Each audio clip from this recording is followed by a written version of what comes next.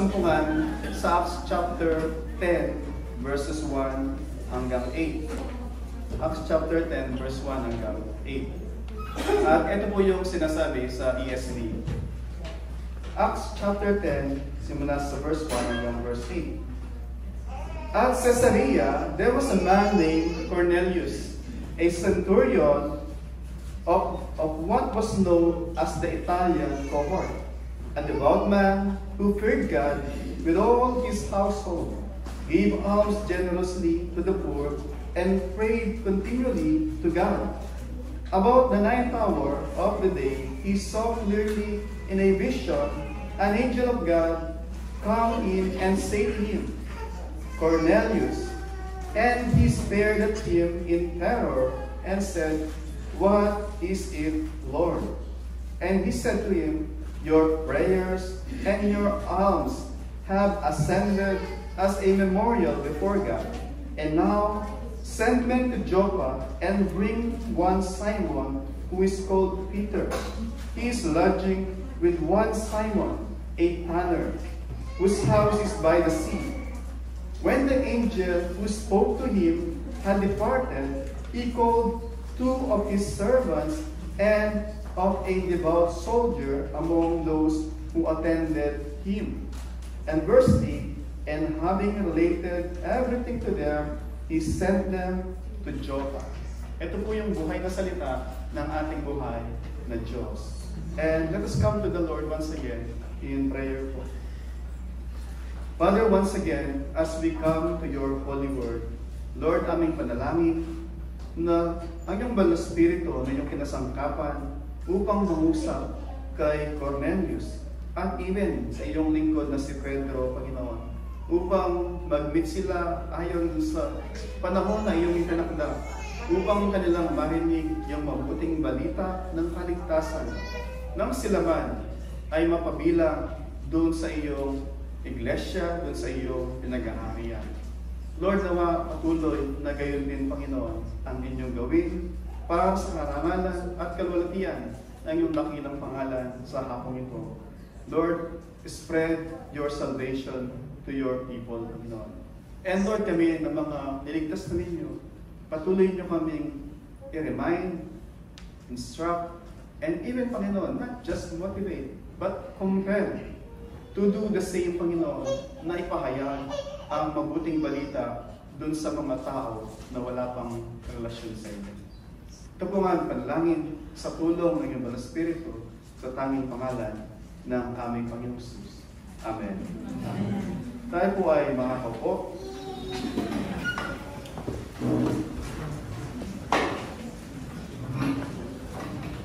Bago po yung last week na ating mensahe ng Easter o ng Resurrection Sunday, ay nagtapos tayo dun sa Acts chapter 9, na kung saan merong isang himala o dalawang himala. Merong isang may sakit na si Aeneas at si Dorca na namatay na binuhay ng Diyos through the hands of Peter.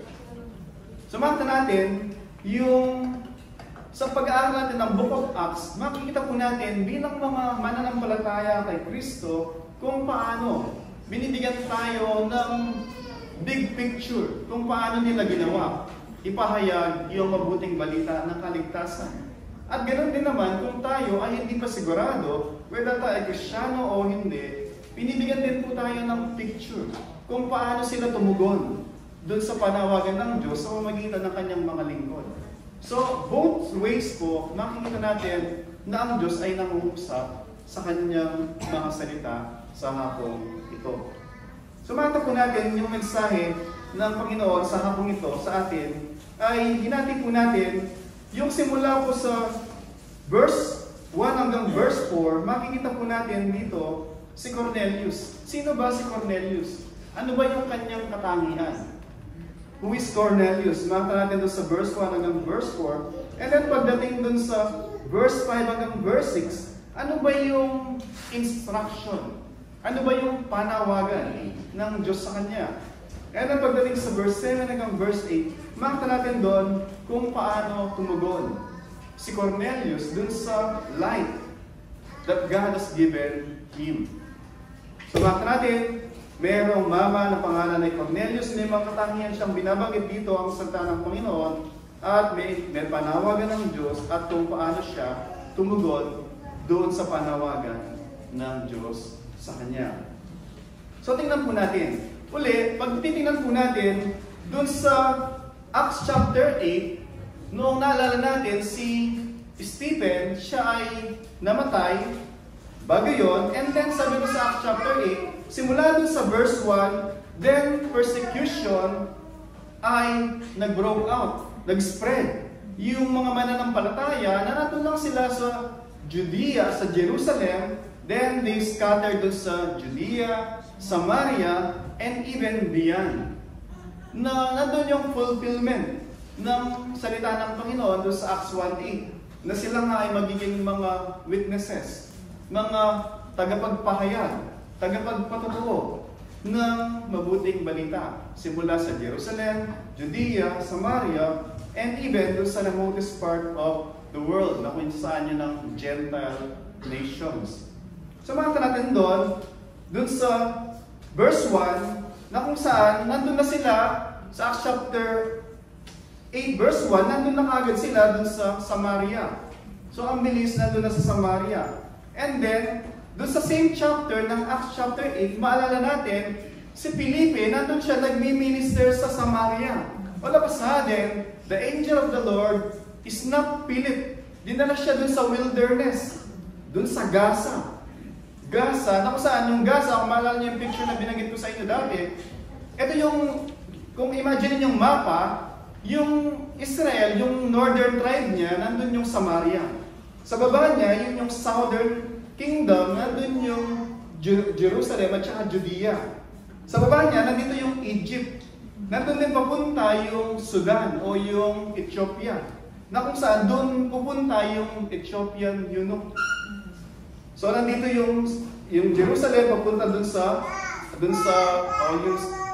yung Ethiopian eunuch pabalik ng kanyang bansa sa Ethiopia. Si Philip ay dinala siya doon ng Holy Spirit. Di natin alam kung paano, miraculously dinala siya doon. So makita natin, so si Philip nandun siya doon sa Gaza, and then sinabayan niya yung karwahe ng eunuch, at yung eunuch sabi doon, nagbabasa siya ng yung sulat ni Isaiah. And then, so meron silang conversation, perhaps nagbabasa siya ng malakas. Kasi sabi doon is, naunawaan mo ba yung binabasa mo? Sabi ni Felipe doon sa Ethiopian eunuch. Sabi ng eunuch, paano ko maunawaan unless may magpaliwanag? So pinapakita doon, someone has to explain. And then, so si Felipe, in-invite siya, pinaliwanag niya. And sa kanilang conversation, may nakita siya along the way na tubig. Sabi niya, ay yung tubig. Ano yung hahadlang sa akin para ako magpabautismo? So sabi ni Felipe, maliban na ikaw ay nanampalataya, yun lang ang hadlang kay Kristo. Kung ikaw ay nagsisi na ng palataya, then ikaw ay qualified na magpabautismo. Hindi niya sinabi, no, gawin mo muna itong 1, 2, 3 na to. O ito muna yung, wala siyang mga napakaraming mga, dapat alam mo yung doktrina na to. Wala po. There's only one qualification na binanggit si Felipe. Ikaw ay nagsisi at nanampalataya, nagsisi sa kasalanan, nanampalataya kay Kristo. Dahil yung kabanalan, yung knowledge and wisdom dun sa salita ng Panginoon, it will come as a fruit ng ating intimate na pag-aaral at relasyon sa Panginoon. So hindi po, para ka magpabautismo, dapat kabisado mo yung lahat ng tinuturo sa Bible. Hindi po yung requirements. So, si Felipe, binautismohan niya yung eunuch. And on that spot, noong pagkabautismo sa kanya, inisnap uli siya ng Holy Spirit at dinala siya sa Azotus. Sabi doon sa Acts chapter 8 verse 21, sa verse 14 ng Acts chapter 8, si Felipe mula sa Azotus, siya ay nagpunta ng Caesarea. So makita niyo dyan, di ba? Sabi doon, sabi doon, at Caesarea, there was a man named Cornelius. So yung Caesarea na yan, yung lugar na kung saan nandun si Felipe. So yun sabi sa Acts chapter 8 verse 21. And in fact, pag mag-jump tayo, sa Acts chapter 21, si Pablo, after ng missionary journey, mula dun sa Europe o dun sa mula sa Middle East and then papunta dun sa Athens, papunta dun sa Macedonia papuntang Europe.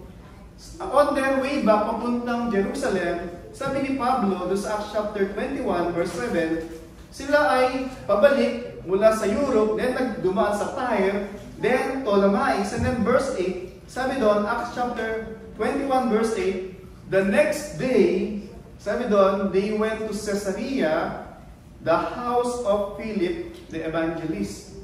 So anong point doon? Bakit ko pinupoint yun? Ibig sabihin si Felipe, hindi lang siya nangaral doon, he established yung kanyang tahanan doon sa Caesarea. Yung Caesarea during that time, ito ay meron siyang harbor, may port. Ito yung center na kung saan nandun yung Roman legion, nandun din yung Roman procurator, especially si Pilate, nandun din yung kanyang base. So ibig sabihin, yung lugar na yon is center. Center ng commerce, center ng mga bagay na nagaganap doon sa lugar na yon, noong kapanahunan po na yon. So makita natin yung Caesarea. So at Caesarea, there was a man named Cornelius. So si Cornelius, sabi ko kanina, sa ating point number 1, sino ba si Cornelius? So si Cornelius, binibigay sa atin, doon sa verse 1 to 4, patungkol kung sino ba siya sa, as he was described by the Holy Spirit. Sabi doon, a centurion, yung pong centurion, malan niyo yung word na century.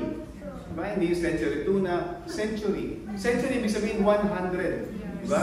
100. So si centurion, siya ay leader, commander ng 100 soldier. So yun ibig sabihin. So centurion is a leader or commander ng isang 100 soldier. So yun si Cornelius. And then sabi doon, of what was known as the Italian cohort.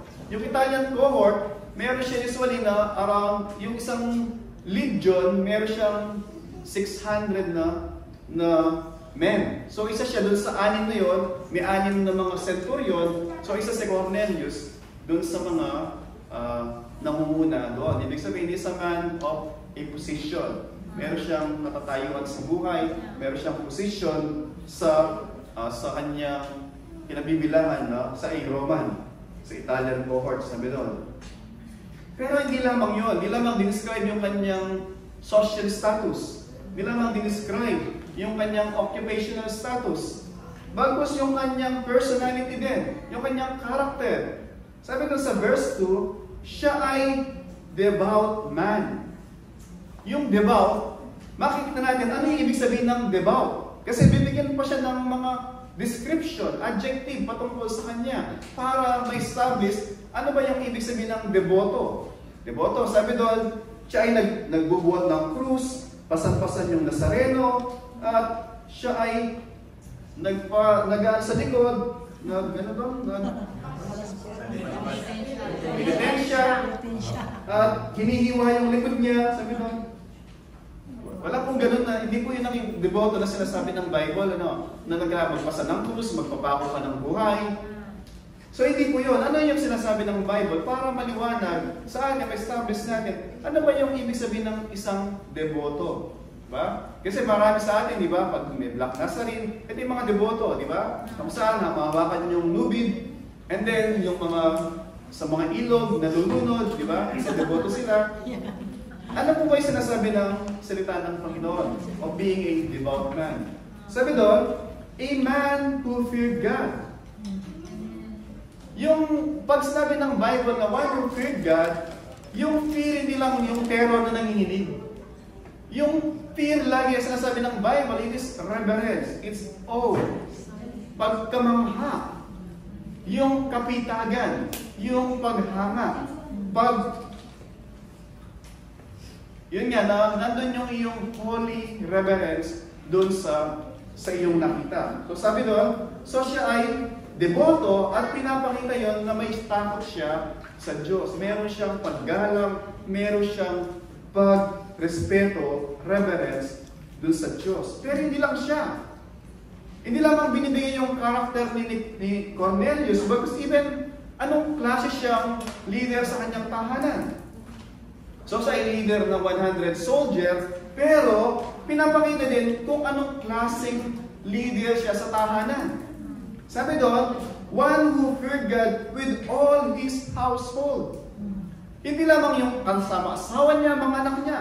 Household included yung mga naninilbihan sa kanya. Hindi natin alam kung ilan yung kanyang kasambahay, ilan yung driver niya, ilan yung mga servant niya. And yet sinasabi, pinapakita, si Cornelius ay may concern dun sa kanyang household.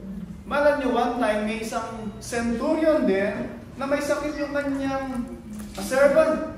Pumunta sa Panginoon.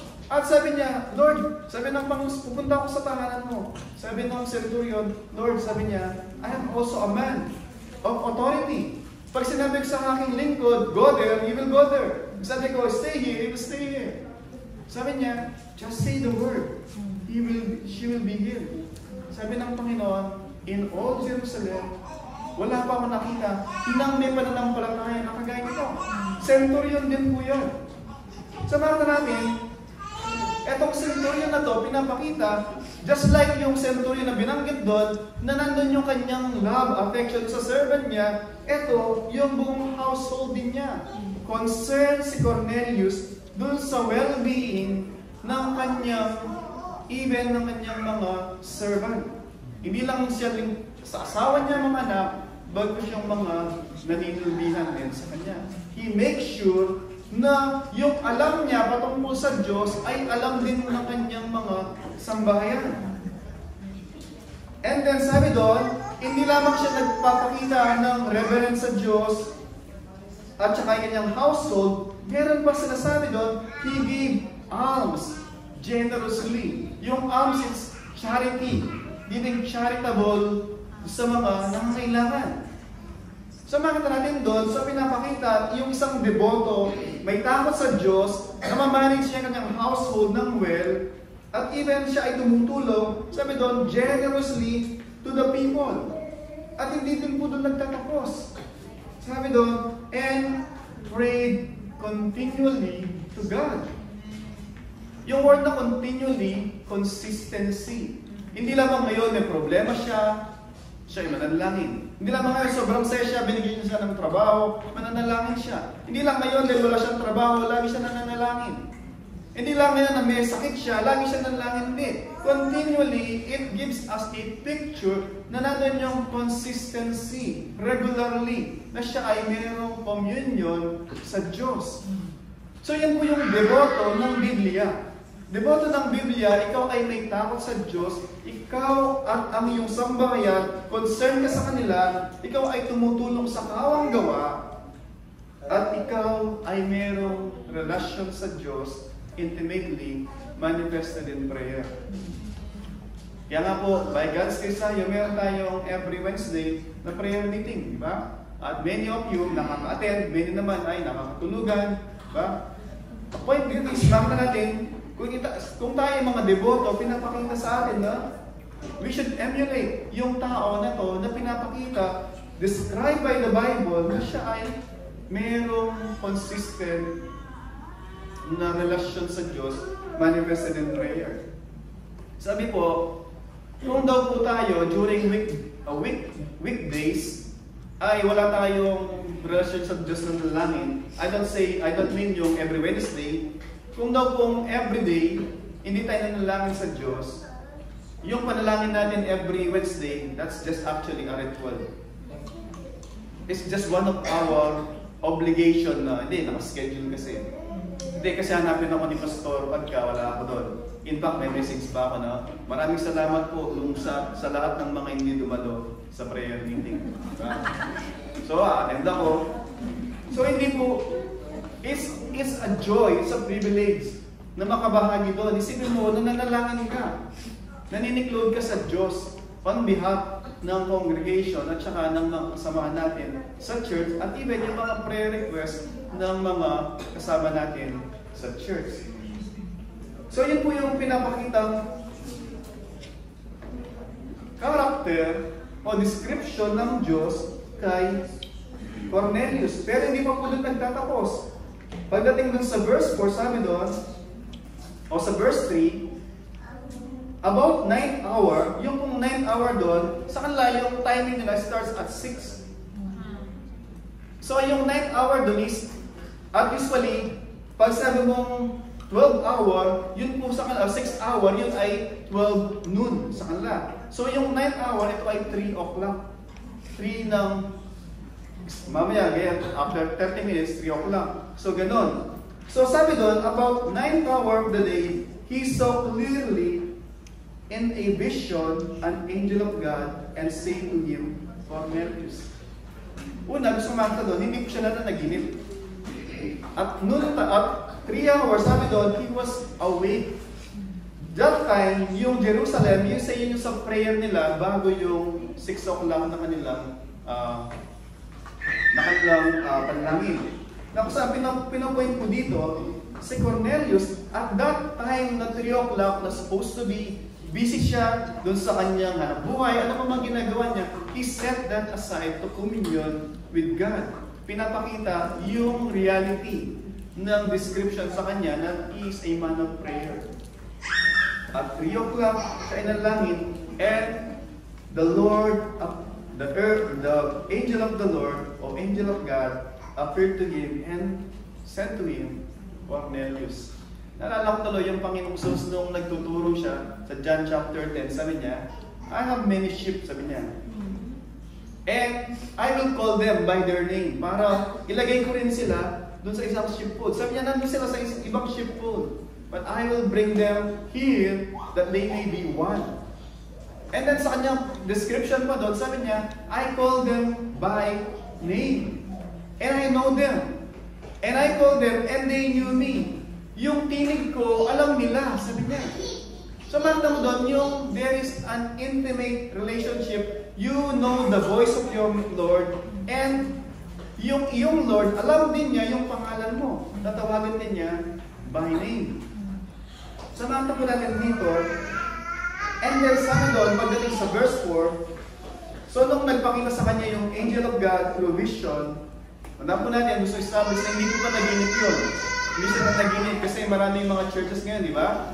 Natulog din, nagising. Kaya gabi po nung naginip ako, pastor, na tubig, ang daming tubig, tapos may magsasalta rin. Tubig din po yung nakita ko kagabi. Diba? And then, conclude nila na yung tubig ay ano pa man yung gusto na conclude.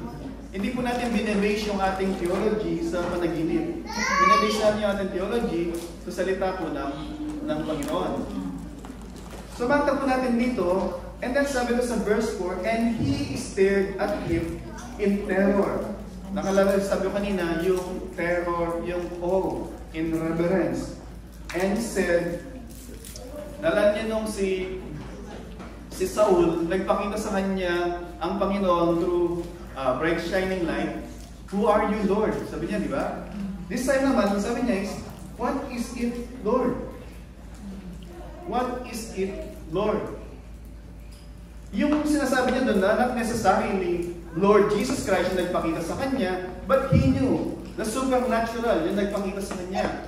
At nandun na siya ay lesser doon sa nagpakita sa kanya. And pinapakita doon na yun nga, na yung reverence niya, pinakita niya doon sa kanyang reaction being terrified o yung reverence doon sa angel of God. So, tanong niya, what is it, Lord? Lord, ano ba yung nais po ninyo? So, napakaganda ng description na pinapakita ng Bible kay Cornelius. Diba? And then, tingnan natin, pagpapatuloy natin, sabi doon, so ano ba yung nangyari? So, ano yung instruction ng Panginoon kay Cornelius after na dinescribe siya and then nagpakita ang anghel ng Panginoon sa kanya through a vision. Sabi ng anghel sa kanya, your prayers, a man of prayer, and your alms, yung mga tulong, sabi doon, have ascended as a memorial before God. Ibig sabihin, has been accepted.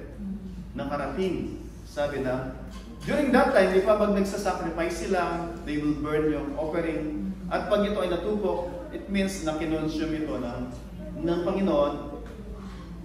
Picture na ito ay tinanggap ng Panginoon. So pinapakita dito, sinasabi ng anghel ng Diyos na yung kanyang panalangin at yung kanyang mga sacrifice ay nakarating sa Diyos at ito ay hinonor. Hinonor, inaccept ng Diyos.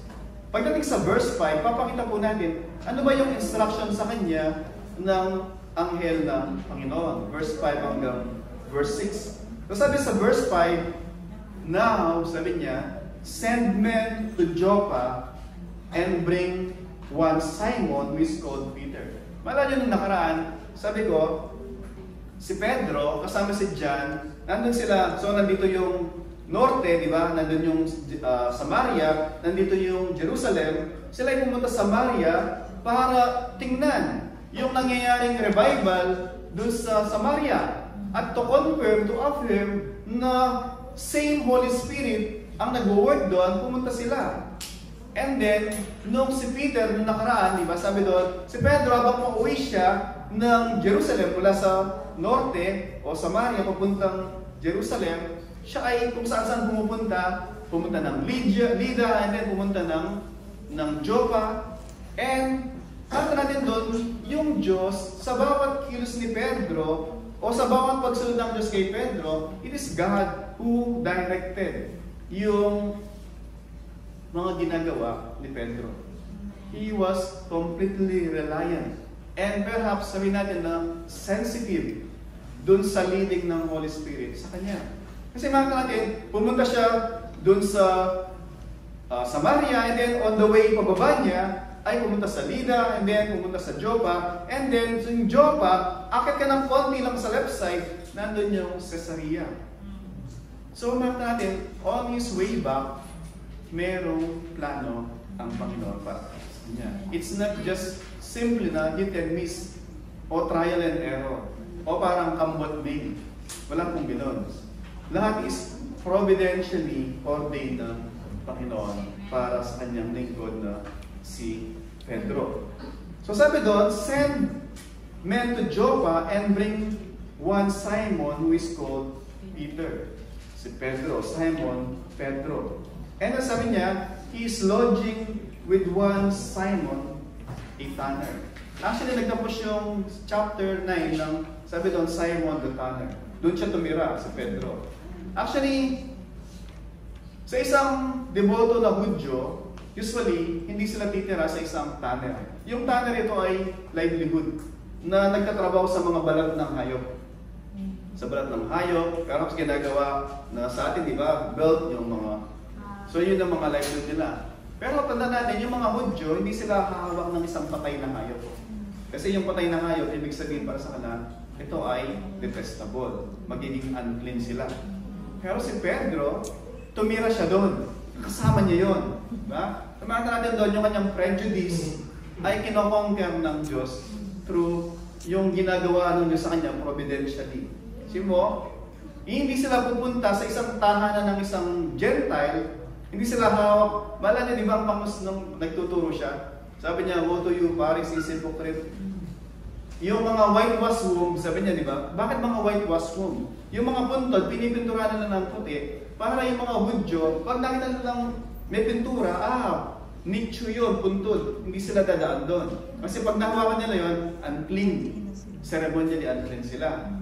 So, makita natin dito, si Pedro, this time, siya mismo ay tumira doon sa isang unclean, tinuturing na unclean. Para sa kanila, unclean yung mga tax collector, unclean yung mga shepherd, unclean yung mga prostitute. Pero, si Pedro, makita natin dito, doon sa chapter 9, sa huling verse doon, pinakita na siya ay tumira doon sa tahanan ni Simon a tanner. So ano yung instruction sa kanya ng angel ng Panginoon? Magpadala ng servant para sunduin si Pedro na nakatira doon sa tahanan ni Simon a tanner. Bakit po kaya? Bakit po kaya kinakailangan pumunta doon. At ano yung gagawin? Ano yung pakay? Bakit kinakailangan pumunta doon yung lingkod ni Cornelius? Pag titingnan natin, bubuksan niyo yung mga Bible natin, I will go ahead, hanggang verse 8 lang ako ngayon, but to give us yung context, tignan natin yung ilang mga pasahe dun sa Acts. We will go sa chapter 11 para makita natin ano ba yung purpose, bakit siya sinend ng angel ng Panginoon o in-instruct si Cornelius na magpadala ng kanyang delegate to pick up si Peter para dalhin sa tahanan niya. Acts chapter 11 verse 13 hanggang 14, ito po sinasabi. Acts chapter 11 verse 13, simulan po sa chapter 11, simula verse 13. Ito yung sa chapter 11, ito na yung si Pedro, pinikriticize na siya sa Jerusalem. Bakit sabi niya, pumunta ka sa tahanan ni Cornelius. Si Cornelius ay isang hentil.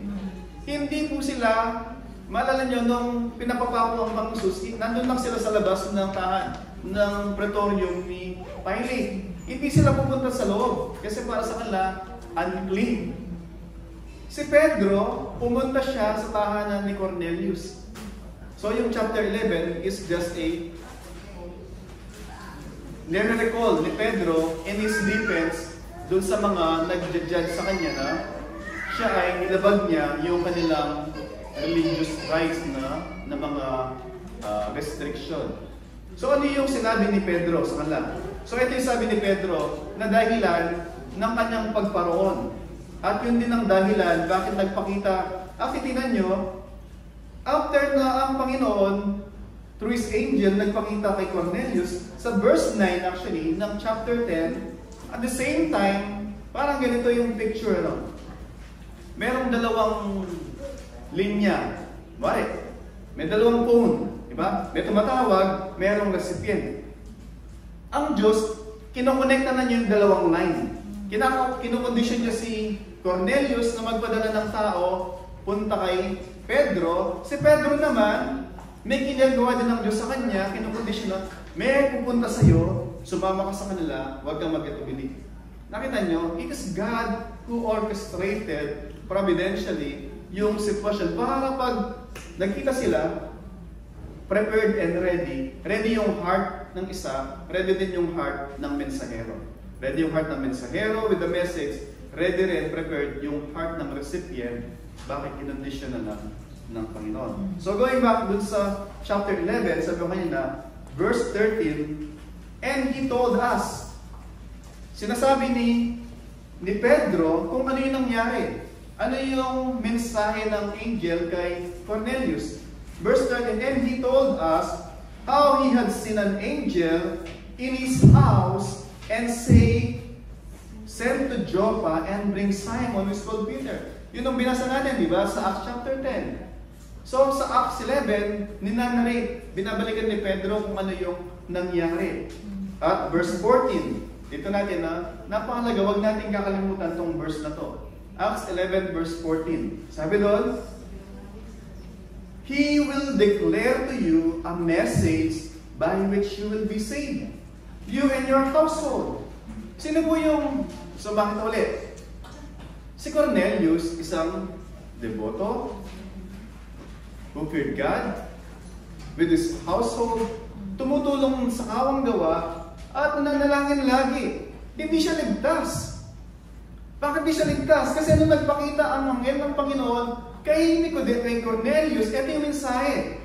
Ito yung mensahe na, send men to Joppa and bring Simon Peter, verse 14, he will declare to you a message by which you will be saved, you and all your household. Hindi siya saved. Nakita nyo?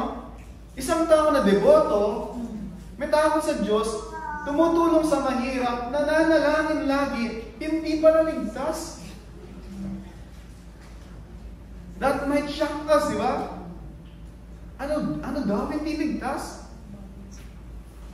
So, pwede pala na yung isang tao, lagi siyang nananalangin, tumutulong siya sa mahirap, Hindi lang yung pamilya niya, granted, nagpapadala siya regularly sa kanyang pamilya, tinutulungan niya kanyang ina, mga anak, kapatid. Who cares kung sino ba yung tinutulungan niya? At lagi siya sa church.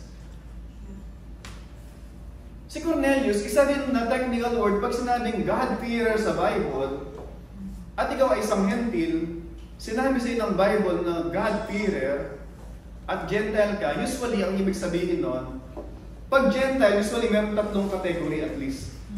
Gentile, yung normal na Gentile, ibig sabihin mo, wala lang. Gentile ka, so ikaw ay average o normal na Gentile. Meron pangalawang Gentile na type, yung tinatawag na God-fearer. Ano po ba yung God-fearer? Bilang isang Roman, marami silang mga pantheon, mga gods. Si Caesar is God, Artemis is God, marami silang mga Diyos-Diyosan. No problem sa kanila. Kahit marami kang Diyos, walang problema. In fact, synchronous usually sawag sa kanila na marami silang Diyos. Magsisimba ka dito, in case na nag-fail yung Diyos mo dyan, hindi totoong Diyos yan, meron kang option B, option C. Ganun sila. So walang problema sa kanila, maraming Diyos sila. Pag sinabi na ikaw ay God-fearer, ibig sabihin, you reject yung worship of idol, worship of Caesar. Nireject mo si Caesar, nireject mo si Diana, nireject mo si Artemis, nireject mo yung mga goddess ng Rome. At nireject mo rin yung lifestyle nila, na yung lifestyle nila ay debauchery. Debauchery, ibig sabihin, manginom ka na manginom hanggang masuka ka, nang wala ka nang maisuka. Susuka ka para makainom ka ulit. Yun yung kultura nila. Kultura nila, para makita na mayaman ka, pag nagpiesta sila, walang katapusan, dire-diretso. At para makainom ka uli, meron silang great, malaking hole sa nagiinuman, para pag di ka na makakain, di ka na makainom, isusuka mo yun, para uli, makainom ka na naman. Ganun yung tawag doon, debauchery. And then, meron lang din sila yung kanilang mga, yung immorality nila, na kung saan, pag pupunta ka doon sa temple nila, maraming mga prostitute. Kasi pinapakita yun na yung sagana doon, example, nag-alay ka doon sa Diyos-Diyosan nila, fertility. Kaya marami doon, mga hubad. Bakit? Symbolize ng fertility. So, ganoon yung kanilang religion. Ibig sabihin, pag God-fearer ka, nireject mo lahat ng yon. At ikaw ay umaayon doon sa Diyos ng Israel.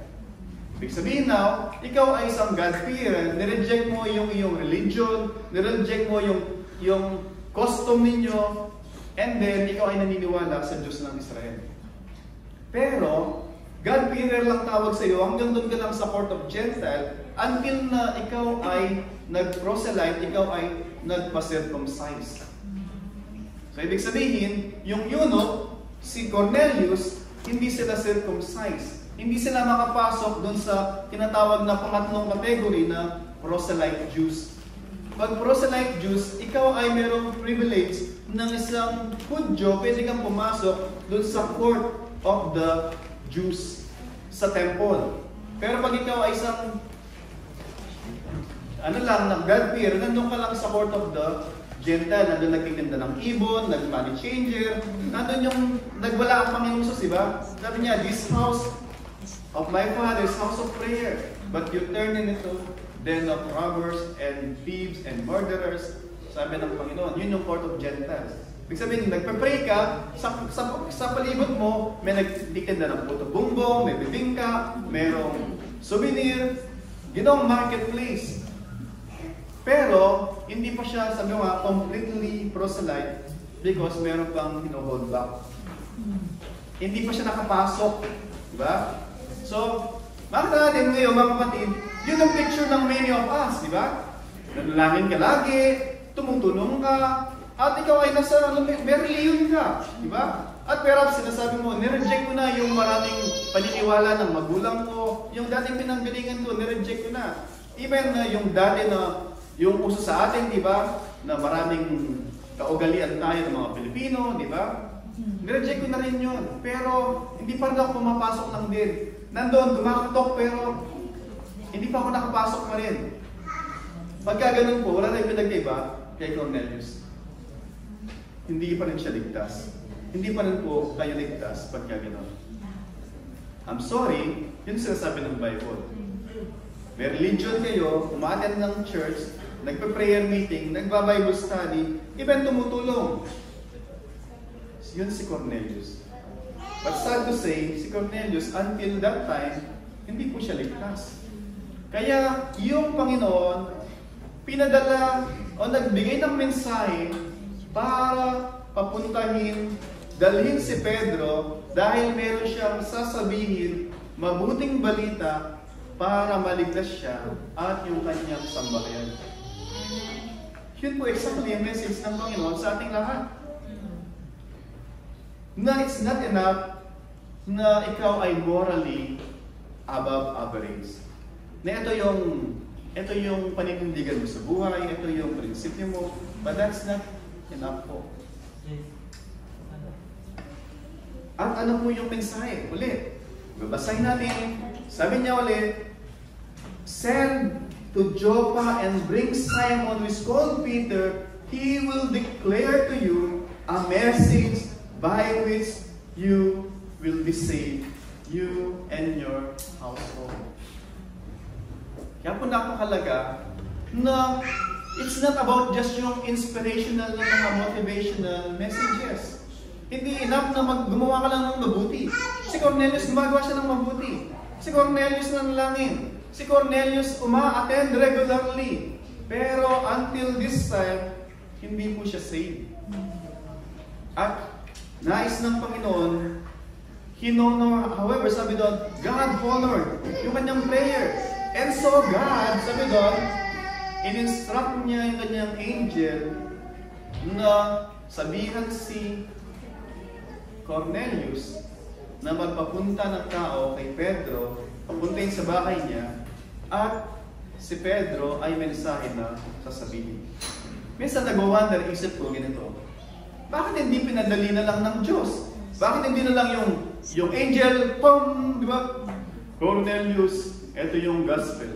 GMCR, di ba? God, man, Christ, response. Di ba? Response ka na ngayon, then wala na ulit. Di ba? O pero may tubig doon, inagis siya doon. Bakit hindi ganun kadali ginawa, di ba? Bakit? Si Pedro, busy siya doon. Actually, si Pedro, nananaginip siya. Di ba? Bakit si Pedro? Maglalakbay sila. Pupunta doon. Actually, si Pedro, pagdating ng mga tao, tulog muna tayo dito. Bukas tayo umalis. Di ba? Bakit kinakailangan pa lahat ng din? Pupunta pa siya. Then si Pedro, sasabihan siya ng mga kalahi niya, pumunta ka doon. Minsan, yung pamamaraan ng Panginoon, hindi kagaya ng pamamaraan ko natin. Minsan nakala natin, yung conveniente, yun yung the best. Diba? Pero sometimes ang Panginoon, yung kamamaraanan niya is the best, and yet hindi natin maintindihan lahat. Yung pong purpose doon, o isa sa purpose doon, yung integration ng Gentile church doon sa Jewish church. Na from that time onward, naalala niyo yung eunuch sinave siya, hindi yung Gentile yun. Hindi siya completely a proselyte Jew. Siya ay kagaya din ni Cornelius, na siya ay God-fearer. Pumupunta siya doon because he rejected yung worship doon sa Ethiopia. And yet, pag uwi niya sa Ethiopia, nasa ibang bansa na siya. Pero yung si Cornelius, nandun siya sa land ng Israel. So kaya ang plano ng Diyos na pag-isahin yung Hudyo at mga Hentil na isang body in Christ. There is now no more Bisaya, there is no Tagalog, there is no Kapampangan, there is no Bulakenyo. All in Christ are one. One body. If you are in Christ, you are one body sa Panginoon.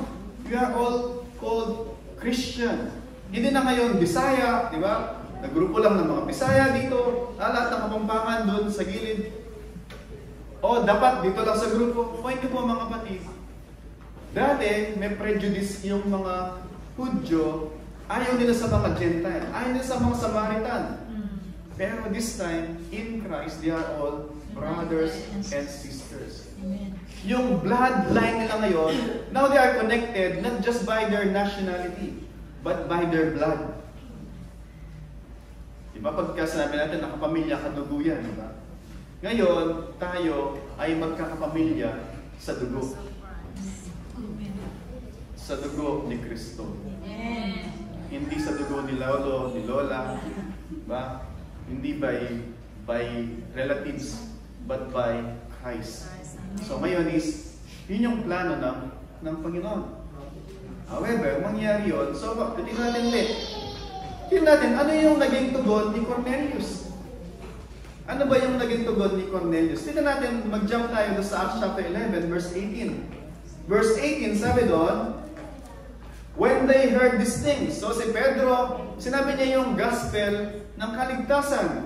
Verse 18, when they heard these things, they fell silent and they glorified God, saying, then the Gentile also has granted repentance leading to life. Ano po yung sinasabi doon? So ito ay binabalikan ni Pedro yung nangyari sa tahanan ni Cornelius. Na yung tahanan ni Cornelius, narinig na yung mabuting balita, they repented and they turned to the Lord. Leading, sabi doon, to life. You want eternal life, you need to repent and believe sa Panginoong Jesus. Yun yung mabuting balita na kinakailangan marinig ni Cornelius para sila ay magkaroon ng buhay. Siya at yung kanyang pamilya. Tingnan natin ano yung naging tugon.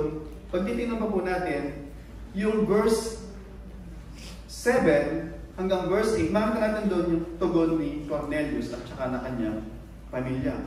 Sabi sa verse 7, when the angel of the Lord spoke to him had departed, so umalis na. Umalis na yung angel of the Lord.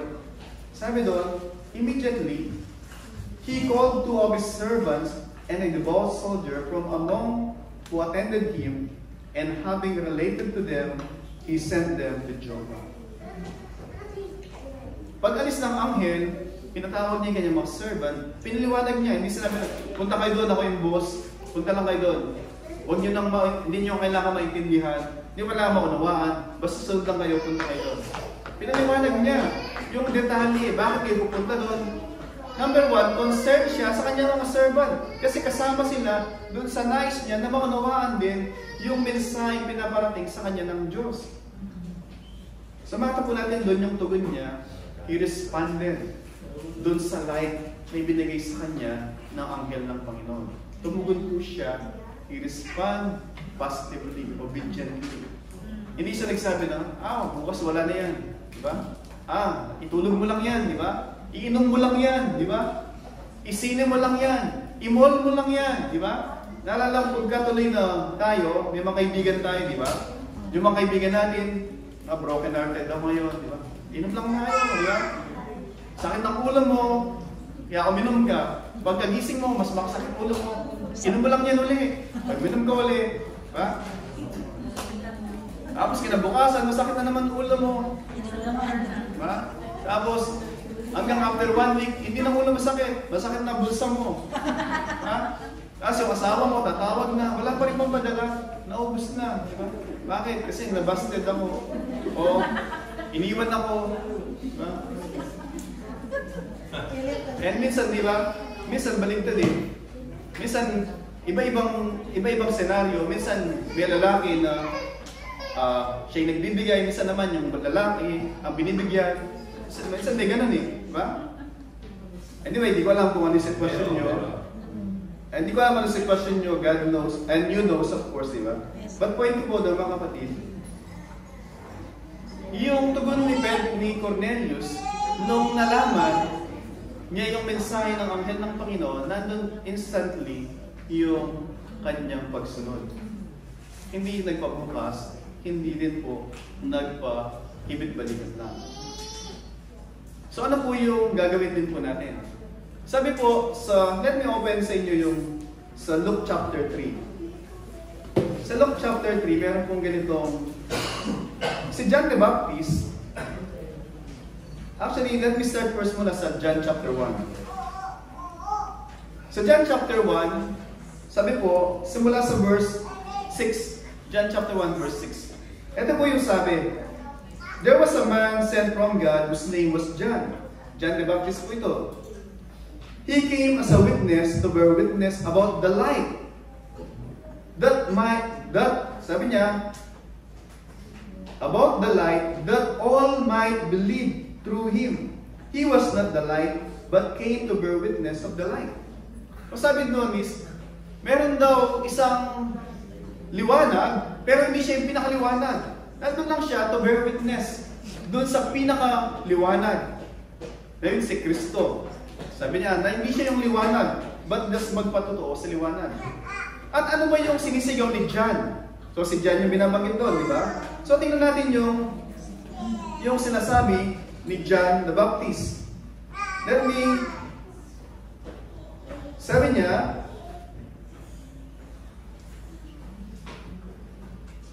pagbabasahin niyo yung verse 29 sa John chapter 1, pero mag-jump ako sa ibang book, sa Luke chapter 3. Gusto ko lang i-emphasize yung point dito sa Luke chapter 3. Sa Luke chapter 3, sisimulan ko sa verse 4. Ito ay propesiya na fulfilled kay John the Baptist. Sabi sa Luke chapter 3, simula sa verse 4. Sabi niya, simula sa verse 3. And he, referring to John the Baptist, went into all region around Jordan, proclaiming the baptism of repentance. Ano yung pinaproclaim ni John? Proclaiming a baptism of repentance, pagsisisi. And sabi doon, for the forgiveness of sin. And it is written in the book of the words of Isaiah the prophet, ito yung prophecy about John the Baptist. The voice of one crying in the wilderness, ito yung trabaho ni John the Baptist. Sabi doon, the voice of one crying in the wilderness, prepare the way of the Lord. Ihanda ninyo yung daraanan ng Panginoon. And then sabi niya, make His path straight. Patagin ninyo ang kanyang daraanan. And then every valley shall be filled. Yung mga baku-bako, yung mga ang tawag doon, sigsag-sigsag, tambakan, sabi doon, o yung mga burol-burol. And then sabi niya, every mountain and hill shall be made low, patagin. Yung mga crooked shall become straight. And then verse 6, and all flesh shall see salvation of God. Una po, sabi ko kanina, mga kapatid, si Cornelius, nakatira siya sa Caesarea, diba? Nandun, nangaral si Felipe, diba? At actually, later on, pagbabasahin din natin sa Acts chapter 10, verse 36 and verse 37, nung si Pedro pumunta siya doon, kayo mismo, sabi niya, narinig niyo yung pangaral ni John the Baptist. Sabi sa Acts chapter 10, verse 36 hanggang verse 37. Ano ba yung pangaral ni John the Baptist? Yung exactly binasa ko kanina. To prepare the way of the Lord. Ibig sabihin si John the Baptist, yung narinig ni Cornelius na mensahe dati kay John the Baptist is a message na just to be prepared. Incomplete. Wala yung gospel of Jesus Christ. Yung nandun lang is to prepare para pagdating ng Messiah, ready tayo to receive Him. Amen. Kung ano yung dapat itapon, kung ano yung dapat iwan, kung ano yung dapat ikat, di ba? Kung ano yung dapat nang i-say goodbye, di ba? Kailangan nang i-say goodbye. Para pagdating ng tagapagligtas, we are ready, we are prepared to receive Him. So anong ginawa ni Cornelius? Nasabi doon, di ba? Ginawa niya exactly yung pinapagawa sa kanya. Tinanggap niya yung mensahe. Naniwala sa mensahe. And they received the promised Holy Spirit. Ngayon sa atin mga kapatid, perhaps hindi tayo kagaya ni Cornelius na deboto, lagi sa church, lagi nanalangin, tumutulong. Perhaps hindi tayo exactly kagaya ni Cornelius.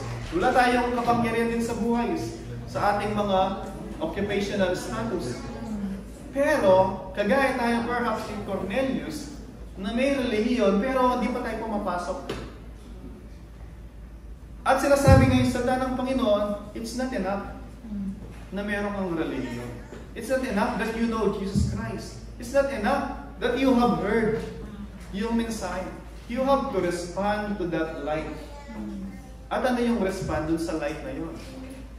faith and repentance. Yung faith and repentance, ulit, pagpapagdipan natin, eto dati yung tinatahak mo. Ikaw yung nagdadrive. Kung ano yung gusto mo, yun ang ginagawa mo. Kasi ikaw yung nagdadrive. Si Jesus Christ, alam mo, may alam ka sa Kanya. Pero, Jesus, dyan ka lang ha. Dyan ka lang muna sa passenger seat. Ako magdadrive. Dadalhin kita kung saan ko gusto. Pero, kilala kita, nandyan ka. Okay, may Kristo ako. Actually, si Kristo, nandyan, nakasakay. Diba? Yung ibig sabihin ng nag-repent, Lord, I give up now. I surrender. Pag ako nagdadrive, lagi aksidente nangyayari. Lagi violation na nangyayari. Lord, please sit down here. Ako na iupo sa passengers. Lord, you take me where you want me. Where you want to take me. Lord, ikaw yung bahala na. Lord, ikaw na magdadrive. Susunod ako kung saan mo gusto. Yun po ibig sabihin na you surrender sa Panginoon.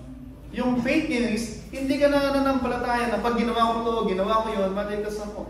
You completely now trust doon sa ginawa na ni Kristo. Nakabako siya, sabi niya, it is finished. It is paid. It is paid in full. Na hindi mo na kailangan ngayon na magpupumiglas na trying to earn yung kaligtasan sa pamamagitan ng good works. Na magpapako ka sa krus o punit-punitin mo yung likod mo ng mga Why? Because Christ already did it para sa atin. All we have to do now is cling to Christ and let Christ embrace us. Hindi niya tayo pagpakawalan. Pero pag hinag ka ni Kristo, sa Kanya ka na. Hindi pwedeng yung kabilang paa mo, nandun sa isa, and then pagka the rest of the week, ay nandun naman sa kabila. So ngayon mga kapatid, panawagan po sa atin, si Cornelius, devout man, at yung mga karakter na pinakita doon, and yet hindi siya ligtas. Pero ang Diyos, may pinadalang tagapagligtas, si Kristo, at may ginamit siyang lingkod. Si Pedro, di ba? At may pinadalang mga servant. Tayo, pero sabi nga, hindi tayo kagaya ni Cornelius na ganun tayo kadeboto. And yet, here we are, ang Diyos, may pinadala siya mga mensahero rin. Yung mga Bible study nyo kanina, kay Pastor Anthony, yung mensahe ngayon na ating mga naririnig, lahat ito ay mga instrument, vehicle ng Panginoon para dalhin tayo doon sa destination na nais ng Panginoon para sa atin. Sasakay po ba tayo? O sabihin natin na gusto ko sanang pumunta doon, pero ayoko sumakay. Pero gusto ko pumunta doon, kailangan po natin pumasok, sumakay, at magtiwala. Pero minsan, alam niyo yung mga mountain climber, ang dami nilang bagay sa likod, ang sikip ng pintuan. At sabi na, gusto ko pumunta doon sa para mag-mountain climb. Pero ayaw nilang bitawan yung mga ang daming bagay, di ba? Merong Muhammad dito, merong kung sino-sino ba, kung ano ba, ayaw bitawan doon, hindi makalabas tuloy. Pero gusto pumunta doon, di ba? Sinasabi ng Panginoon, my daughter, my son. Sabi ng Panginoon, if you are weary, doon sa dami ng bitbitin mo, sabi niya, yung burden ko is light. All you have to do is unload yung mga. Minsan may mga, sabi ko lagi, may mga maling panalangin, di ba? Sa church minsan may mga nakatayo dito. Lahat po ng mga bagahe nyo sa buhay, iwan niyo po muna sa labas at mag-focus kayo sa pagpupuri sa Panginoon. Yung Panginoong Jesus, sinasabi niya lagi, yung lahat ng bagahe nyo, dalhin nyo sa paanan niya. At let them be surrendered sa paanan ng Panginoon. And then, He will give us yung baggage na suitable lang for our walk in godliness. Yun lang kailangan natin para malaman natin yung nais niya para sa atin. Hindi siya sobrang dami ng mga kargada, mga bitbitin sa buhay. Kasi mangyari, hindi ka lang makukuba, hindi ka makakausad. Pag ang dami mong mga bitbit sa mga balikat mo, hindi po natin kaya, mga kapatid. Si Cornelius, hindi siya nagtiwala doon sa lahat ng kanyang mga religious efforts. Nung sinabi sa kanya, kailangan mo marinig yung mabuting balita, siya ay tumugon. Ginawa niya yung kanyang part. So uli sabi ko kanina, bakit hindi na lang, di ba, yung anghel na nag-preach? Minsan, may pamamaraan siya na hindi natin unawaan. Same thing sa atin. Bakit tayo dinala ng Diyos sa church? Ang sarap nasa bahay tayo. Ang sarap na nasa MOE tayo, di ba? Ang sarap kaya nakaupo doon. Minsan, ang daming mga dumadaan doon, di ba? Nalilibang ka. Di ba? Yung, kung ano na yung mga nandun, di ba? Na malilibang ka talaga. Bakit kaya dinala tayo ng Panginoon dito? It's not an accident na dinala tayo ng Panginoon sa church. At hindi rin accident na nagpa-oo kayo doon sa mga nag-invite sa inyo o kayo mismo, dinala ng Panginoon yung mga paan nyo na pumunta rito because may mensahe siya po sa atin. So I pray, kagaya ni Cornelius, open po ninyo inyong mga puso and enter in po. Huwag kayong masatisfied na nasa labas. Yung mga kanina po, na mga pinag-pray kanina, ilang beses po sila kinausap ng ating mga pastoran at sinyeran din ng mga kapatiran para masigurado yung kanilang pinapasukan. Hindi po sila pinwersa na maging member ng church. In fact, naalala ko si Kuya Primo, 2 years ago, gusto na niya magpa-member. Sabi ko, anak, maghintay ka, maghintay. Even anak ni Pastor Dong, magdadalawang taon na siya, o may 1 taon na siya sa church. Ngayon lang po siya na-admit sa membership. Si Sister Ray, tagal na rin po. Yung mga nakita nyo kanina, sila Brother Jules, ilang taon na sila sa church. Bakit po natin sila pinreset kanina? Hindi po para pakita lang sa inyo na ito ay mga bagong miyembro. Nandun yung ating commitment, nandun yung ating pag-support at recognition doon sa ginawa ng Diyos sa kanilang mga buhay. Na pinipresent nila ka lamang sarili na sila ay mga Kristiyano. At yung congregation sinasabi, opo, saksi kaming lahat na yung mga to ay mga Kristiyano po. At sila po ay kabilang dun sa The Great Commission Global Ministry. Nandun yung accountability po natin. Hindi po yung parang nagde-date lang tayo. Na pag ayaw mo na, diba? Alam niyo nagde-date, di ba? Pag ayaw mo na, no commitment, di ba? Ayaw mo na, it's okay. Diba? Pero pag kinasal ka, hindi ka pwedeng mag-say no lang, di ba? Mayroong mga habol sa'yo, di ba? Kasi meron kayong covenant. So, ganun po yung pagpasok sa buhay Kristiyano. Hindi po tayo nagde-date lang. Merong covenant. Kaya po lagi kinakusap namin kayo, even yung magpapabautismo, gusto natin na naunawaan nila yung kanilang pinapasok. But then, we love you so much na ayaw naming manatili na sa labas kayo. Kasi lagi, pagmalan nyo lagi na sinasabi, nung si Noah, nangaral siya ng 120 years. At sabi niya, dun sa mga nasa labas, pasok kayo sa ark. Pero yung mga tao, okay na kami sa labas. Mas presko dito. Diba? And then, ang Diyos yung nagsara ng ark. Nung sarado na yung ark, then bumuhos na yung tubig, yung mga tao, nandun sila, nagmamakaawa, pero hindi na po binuksan. Pero habang bukas, si Noah, nananawagan siya sa mga tao. Same din po yung tayo. Lagi, every week, Bible study natin, mga prayer meeting, sa pag-aaral kila Pastor Dong, nananawagan po tayo. Nananawagan ng Diyos through us. Na open the door of your heart. And come, enter, kay Kristo. Huwag kayo manatili sa labas.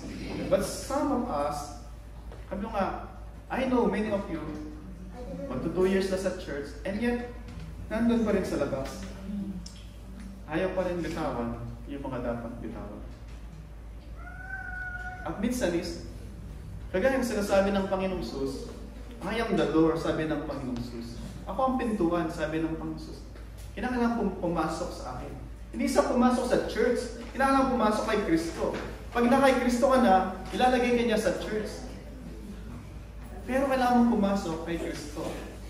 Pero, marami sa atin, ayaw pa rin pumasok kay Kristo. I pray, yung buhay ni Cornelius ay naging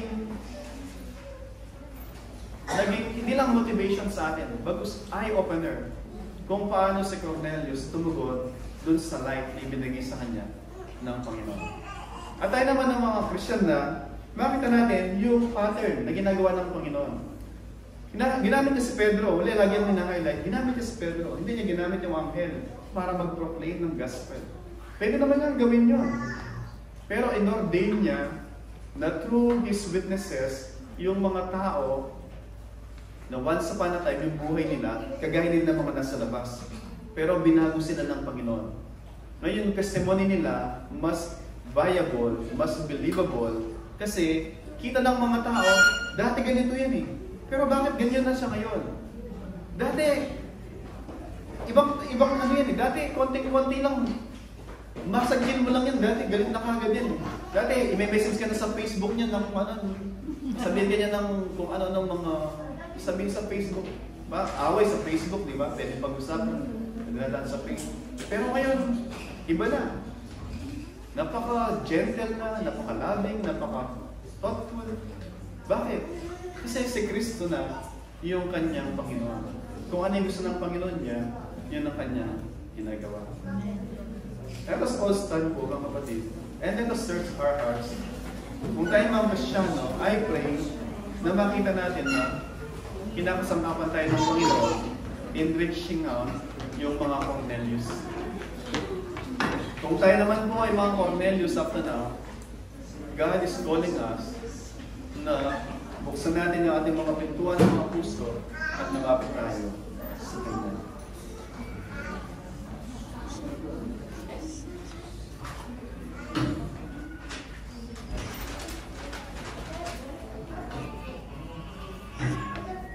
Bago po tayo mag-close sa panalangin, I encourage you na mag-usap po kayo sa Panginoon. You and the Lord lang po. Makapag-usap po kayo sa Kanya. And ask niyo po siya, sincerely with all your heart, Lord, ano ba yung gusto mong gawin niyo? Ano ba yung gusto mong gawin ko, Panginoon, sa mensahe mo para sa akin, sa hapong ito? And Lord, bigyan mo ako, hindi lang ng pagnanais, bagkus yung ability na magawa ko yung nais mo.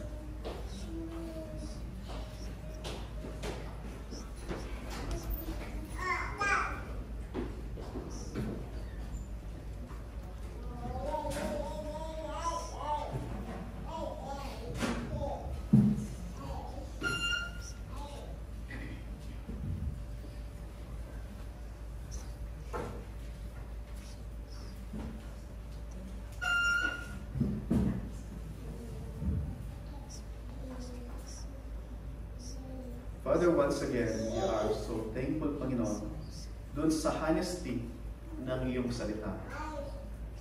Sa honesty, Panginoon, na bagamat si Cornelius, exemplary, na dinidescribe ng isang tao na nais naming pamarisan. Isang tao na may takot sa iyo, deboto, tumutulong sa mga nangangailangan, lagi nananalangin. But only to found out, Panginoon, at the end, ay hindi po pala siya ligtas. Subalit salamat dahil kayo ang Diyos na nagliligtas. Kayo yung tumatawag.